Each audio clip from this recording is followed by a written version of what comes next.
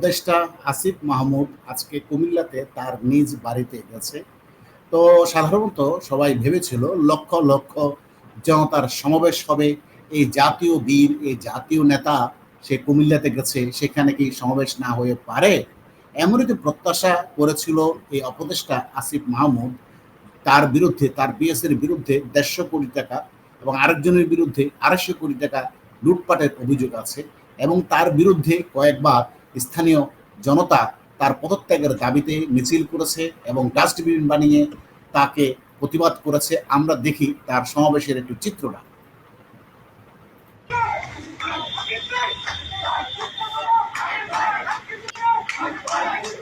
বিশাল বিশাল নেতা, গাড়ির ছাদ খোলা গাড়িতে হাত নাড়াচ্ছে, সাথে লক্ষ লক্ষ জনতা। আতার হালদার আপনি দেখতে পাচ্ছেন কোটি কোটি অবস্থাটা জনতা কোন পর্যায়ে গেছে।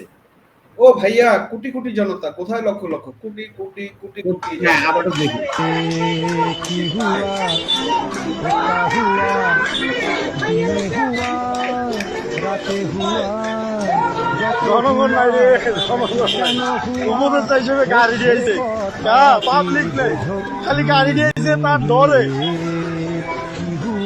অর্থাৎ জনগণের সমালোচনা করছে। এতকাল আপনি শুনতে পাচ্ছেন যে সংখ্যক মানুষ আছে তার চেয়ে বেশি সরকারি গাড়ি, সব প্রটোকলের গাড়ি। একটা শিশু উপদেষ্টা যাচ্ছে, সরকারের কত টাকা ব্যয় করে এই গাড়িগুলো যাচ্ছে দেখেন, অথচ তার জনপ্রিয়তা শূন্যের কোঠায়। এই গুটি কয়েক ভাড়া করা লোক ছাড়া তার মধ্যে এখানে যে কয়েকজনকে আপনি দেখতে পেলেন তার মধ্যে ইউটিউবার আছে অর্ধেক, সাংবাদিক আছে অর্ধেক। অর্থাৎ তার জনগণ বলতে কেউ নেই, আর দু চারটা ভিখারি আছে যদি কিছু ভিক্ষা পাওয়া যায়। আমি লাইভে কইতেছি তো আসিফ মাহমুদে এবার ডরে গাড়ি দিয়েছে, মানুষ একজন আইছে না। ও আমি লাইভে কোন জনগণ নাই ভাই, বাংলার মানুষ দেন আসিফ মাহমুদের নিজ এলাকায় বাংলার মানুষ দেখেন যে লাইভ করছে দোকানে বসে, সে বলছে দেখেন ভাই জনগণ নাই, গাড়ির সংখ্যা বেশি। কতটা হাস্যকর, অথচ এরা দাবি করে সামনে যে কজন হাততালি দিচ্ছে তার চেয়ে গাড়ি বেশি, এবং বরং সামনে যে কজন আছে তার মধ্যে ইউটিউবার বেশি এবং সাংবাদিক বেশি এবং কিছু ভিখারি। অর্থাৎ তার দলের একটা লোক আছে বলে এখানে কেউ প্রমাণ করতে পারবে না। যে ভিডিওটা করছিল সে নিজেই বলছে কথাটা, শুনেন। আরো একটা ঘটনা আপনাদেরকে একটু দেখাই। ইতিমধ্যে হান্নান মাসুদ তার এলাকায় গেছে মোটরসাইকেল শোডাউন দিতে, সেখানেও কোটি কোটি মানুষ। একটা পর্যায়ে তার গাড়ি বহরে হামলা হয়, আমরা সেই দৃশ্যটা একটু দেখাই আপনাদেরকে। অর্থাৎ এইসব জাতীয় নেতাদের অবস্থা কোন পর্যায়ে দেখেন। এই যে জাতীয় নেতার কি মানুষ ছুটছেন জনাব আব্দুল হান্নান মাসুদ ভাইয়ের পিছনে। জনাব আব্দুল হান্নান মাসুদ ভাইয়ের পেছনে কোটি কোটি জনতা ছুটছে। গুটি কয়েক মোটরসাইকেল ভাড়া করে নিয়ে আসা একটা পর্যায়ে তাকে তার গাড়ি বহরে হামলা পর্যন্ত চালায়। সেই খবরটা পেয়েছেন কিনা আতার আমি জানি না।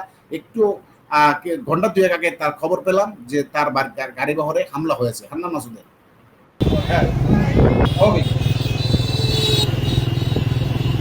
জাতীয় বীর যাচ্ছে, জাতীয় নেতার বাপরে বাপ, বিশাল নেতা হান্নান মাসুদ।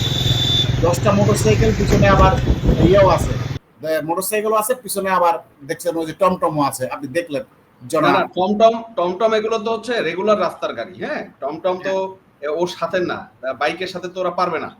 স্বাভাবিকভাবে এটা হচ্ছে রাস্তাঘাটে গাড়ি। ওই যে বাইক যে কটা আছে, আর যে হামলাটার কথা বলছেন, হামলা তো জনগণ করবে স্বাভাবিকভাবে। আপনি দেখেন এই ঈদের ঠিক একদিন বা 2 দিন আগে হাতিয়া পুরোটাই ডুবে গেল পানিতে, বন্যার ওই পানিতে বা বানের পানিতে ভেসে গেল। আপনি যে জোয়ারের পানি আসলো, পুরো হাতিয়া ডুবে গেল, মানুষের ঘর বাড়ি দোকানপাট ভাইসা গেল। হান্নান মাসুদ এখন যাচ্ছে হুন্ডা নিয়ে শোডাউন করতে, তো পাবলিক যে ওরে মানে হামলা করছে, হামলা করে জুতা পিটা করা উচিত এবং ওরে থাবড়ানো উচিত, জুতা পিটানো করা উচিত, না হলে তো মানুষের ক্ষোভ মেটবে না। ও নেতা এমন কি নেতা জনগণের পাশে দাঁড়াইছে? জনগণের পাশে তো দাঁড়াচ্ছে না। ও তো লুটপাট করে শোডাউন করতে গেছে, ওর ভাঙা ঘরে এখন চাঁদের আলো দেখাইতে এই শোডাউন দিতে গেছে। তো ওর মতো নেতারা যে পিটাবে না জনগণ, কি করবে? চুমা দিবে নাকি? তাহলে এরাই আবার ঢাকায় বসে, হোটেলে বসে এসির বাতাসে রানের মাংস খেতে খেতে বড় বড় কথা বলে জনগণ চায়, জনগণের উপর দিয়ে চালিয়ে দেয়। বলতে পারে না সেই জনগণটা কারা। জনগণ নির্বাচন যায় না, জনগণ তাদের পক্ষে আছে, জনগণ ম্যান্ডেট দিয়েছে, এই জনগণ জনগণ করে। কোন নির্বাচন করতে? ও কি গণভোট দিয়েছে? ও কি জনমত যাচাই না, করেছে? সেই ধরনের ডকুমেন্টারি এভিডেন্স যেটা বলা হয়, অর্থাৎ জনগণের ম্যান্ডেট নেওয়া অফিসিয়ালি সেই ধরনের কোনো ম্যান্ডেট নাই, কিন্তু মুখের বুলি সেনাবাহিনী তাদের পেদানি হয়ে পায়দা হয়ে গেছে, পাইক পেদায় পরিণত হয়েছে।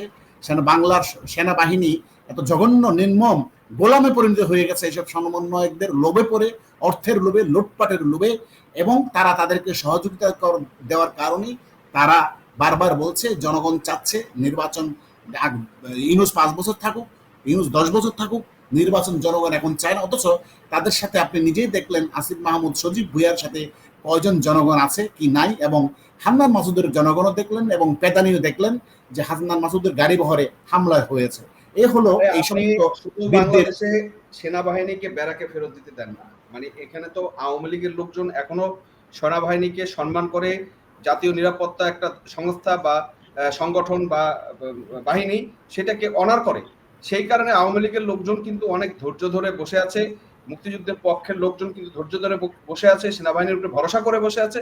সেনাবাহিনী ব্যারাকে ফেরত গেলে এখন যা দেখতেছেন তাও পাওয়া যাবে না, এদেরকে খুঁজেই পাওয়া যাবে না। না, খুঁজে পাওয়া যাবে না। এদের মিছিল মিটিং এ যা দেখছি সেটা একটা চায়ের দোকানে আওয়ামী লীগ যখন গল্প করে তখন তার চেয়েও বেশি মানুষ দেখা যায় এটা শুধু চায়ের দোকানে। বাংলাদেশের প্রত্যন্ত অঞ্চলে আপনি যদি চরেও যান, চরের একটা টঙ্গের দোকানও এর চেয়ে বেশি মানুষ আওয়ামী লীগের সমর্থক আপনি পাবেন যারা আওয়ামী লীগকে নিয়ে গসিপিং করছে। অথচ আপনাকে সাথে আরেকটা অ্যাড করি। আপনি দেখেন এই যে এবি পার্টি, জামাত ইসলামী ধরেন, এবি পার্টির কথাও ধরেন, ফুয়াদ বড় বড় কথা বলে সেনাবাহিনীকে উড়াই দিবে, ক্যান্টনমেন্টে বোম মেরে দিবে, বহুত কিছু কথা বলে। আপনি এই উপলক্ষে বা এই যে ঈদ উপলক্ষে তার কোনো শোডাউন কোনো কিছু দেখতেছেন? দেখবেন না, কারণ এদের কোনো জনসমর্থন নেই। না, একটা সিটিং মাইক্রো বাসে 14 জন লোক ধরে, 14 জন, বা একটা সিটিং বাসে 20-25 জন লোক ধরে, সেই সিটিং বাসের লোকটা পর্যন্ত ওদের দলে নাই। এরা বড় বড় নেতা হয়ে বসে আছে।